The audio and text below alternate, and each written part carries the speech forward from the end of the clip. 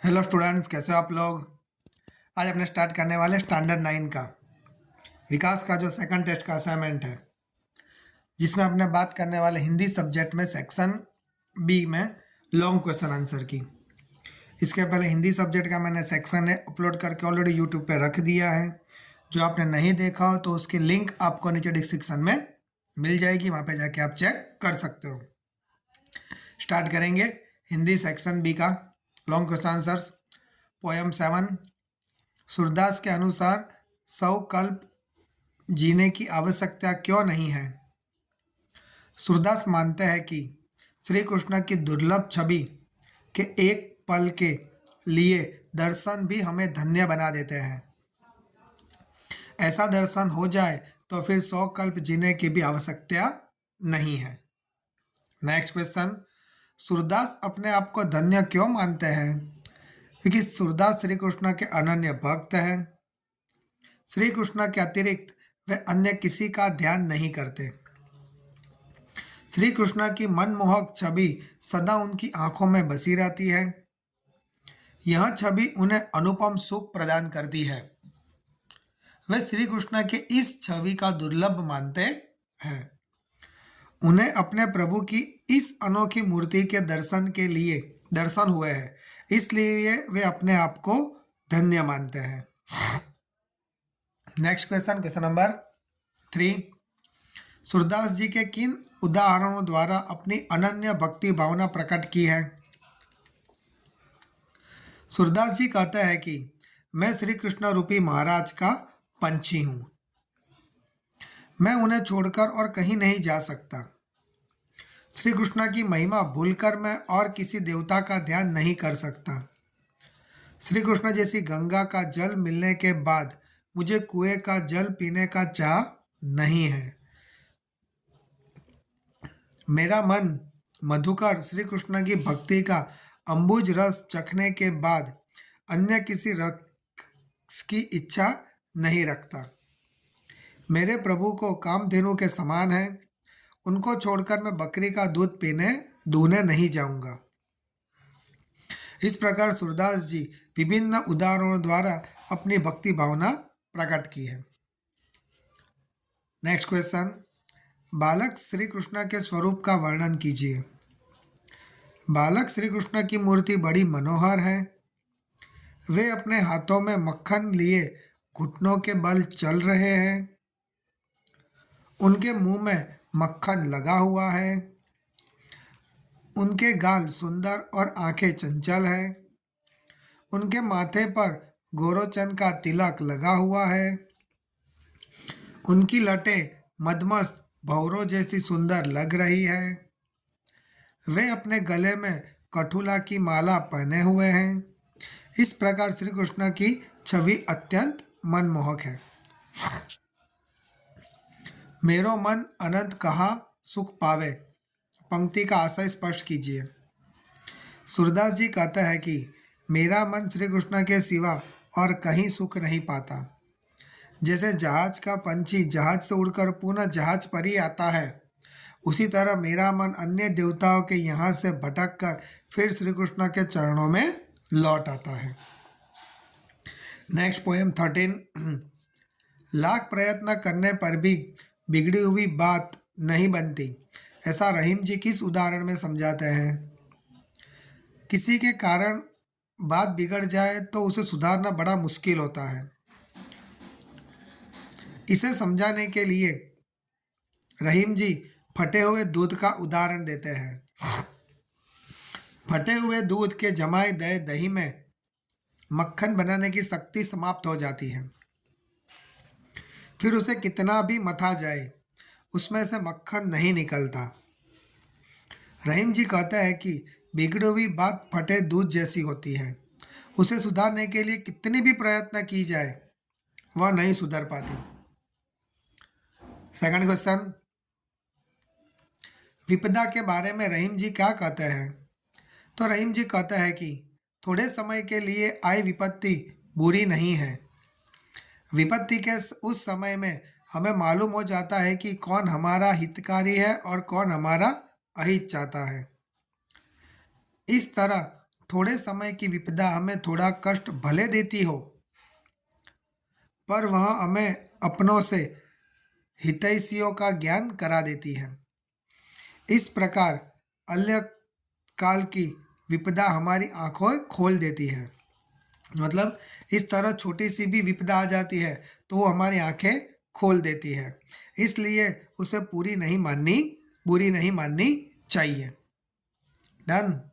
Okay, next question. रहीम कड़वे मुख वाले मनुष्य की प्रकृति को कैसा समझाते हैं? कड़वे मुख वाले मनुष्य की प्रकृति कड़वी ककड़ी के समान होती है। कुछ लोगों की जबान कड़वी होती है, वे हमेशा कड़वे बोल ही बोलते हैं। वे यह नहीं सोचते कि उनकी कड़वी वाणी सुनने वालों की कितनी चोट पहुंचाती है। ऐसे लोगों का मुंह ककड़ी के मुंह के समान होता है। कटु वाणी बोलकर दूसरों के दिल को चोट पहुंचाना आसान है, इसीलिए ककड़ी का मुंह काटकर उस पर नमक लगाने जैसी सवा ककड़ी की दी जाती है। वैसे ही सजा इन कमी जाने वाली को भी देनी चाहिए। इसलिए जिस तरह ये लोग वाणी बोलते हैं तो उनको भी इस तरह सजा देनी चाहिए कि उनका मुंह किसकी तरह ककड़ी के समान है, क्योंकि वो हर बार कड़वी जबान बोलते रहते हैं। Next poem 14।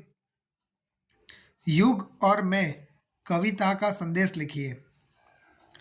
युग और मैं कविता में कवि ने संसार की स्थिति के संदर्भ में अपनी स्थिति देखी है। कवि कहता है कि प्रायः मनुष्य अपनी मामूली पीड़ा को भी बड़ी मानने लगता है। उसे लगता है कि उसके अस्तित्व का कोई महत्व नहीं है। प्रस्तुत कविता के माध्यम से कवि कहना चाहता है कि दुनिया की स्थिति देखकर मनुष्यों को कभी हताश और निराश नहीं होना चाहिए। उसे आत्मविश्वास पूर्वक पूर्ण जीने का प्रयत्न करना चाहिए। कवि के हृदय में कैसी व्यथा है? तो कवि संसार में हो रहे संहार के दृश्यों को देखकर बहुत दुखी है। उसे लगता है कि ऐसी स्थिति में उसकी चिंता करने वाला कोई नहीं है।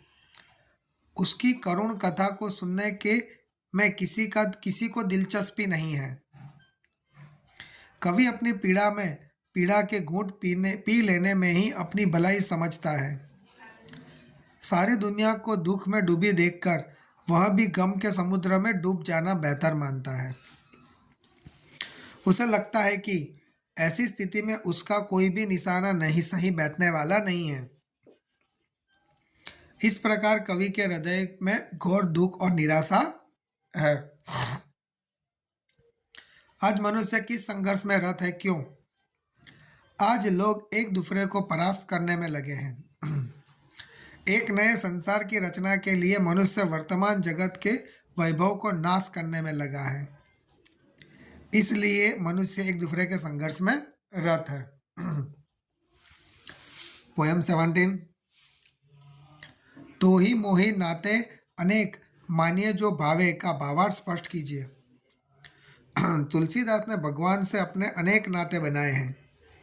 वे भगवान से कहते हैं कि इनमें से जो नाता आपको स्वीकार हो उस नाते से मेरे से जुड़े रहे। तुलसी जानते हैं कि जब तक भगवान से एक निश्चित नाता नहीं होता तब तक भक्ति करने में आनंद नहीं आता। एक नाता जुड़ जाने से ही भक्ति में गहराई आती है। उससे भगवान को एक निश्चित संबोधन से पुकारने में सरलता होती है और अपनत्व बढ़ाने में मदद मिलती है, मतलब अपनापन बढ़ाने में मदद मिलती है।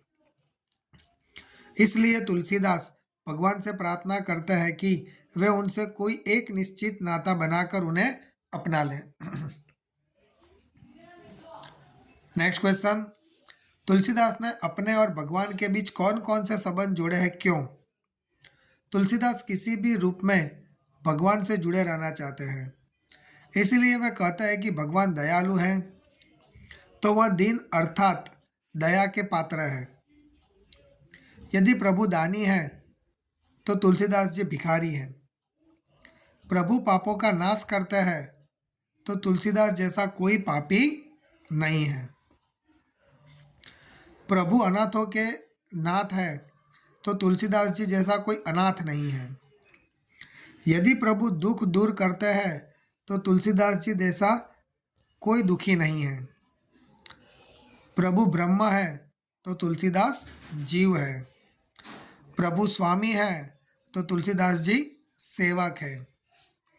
भगवान ही तुलसीदास के माता पिता, गुरु, सखा आदि सब कुछ है। इस प्रकार तुलसीदास ने भगवान से अपने अनेक संबंध जोड़े हैं। इस कारण यह है कि वह किसी भी संबंध से भगवान की शरण पाना चाहते हैं। Next question, question number 3। Goswami Tulsidas ji ने श्री राम की महत्ता के बारे में क्या कहा है? क्या कहा? तू दयालु दीन हो। पद में तुलसीदास जी भगवान श्री राम को अत्यंत समर्थ और भक्त वत्सल्य कहते हैं। श्री राम बड़े दयालु और महान दाता हैं। वे अपने भक्तों के पापों के समूह का नाश करने वाले हैं। वे अनाथों के नाथ और भक्तों के दुख हरने वाले हैं। भगवान राम पर ब्रह्म है। वे सबके स्वामी हैं। उनसे संबंध जुड़ जाने पर भक्तों को माता पिता, गुरु, मित्र और हितैषी का अभाव नहीं रहता, क्योंकि श्री राम के रूप में समर्थ रक्षक उन्हें मिल जाता है। डन। सो दैट्स, यहाँ पे अपना हिंदी सेक्शन भी का लॉन्ग आंसर फिनिश होते हैं। वीडियो पसंद है वीडियो को लाइक और चैनल को सब्सक्राइब करना मत भूलना।